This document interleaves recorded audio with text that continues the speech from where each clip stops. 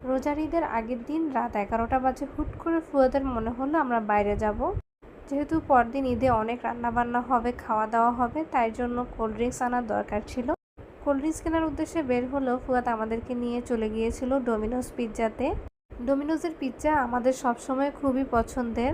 আর এখন যেহেতু বাসার পাশেই ডোমিনোজ পিৎজার একটা ব্রাঞ্চ আছে, তাই জন্য এত রাতেও পিৎজা খেতে যাওয়া সম্ভব হয়েছে। নর্মালি ফুয়াদ যখনই ঢাকায় আসুক না কেন, ও প্রতিবারই পিৎজাটা খায়।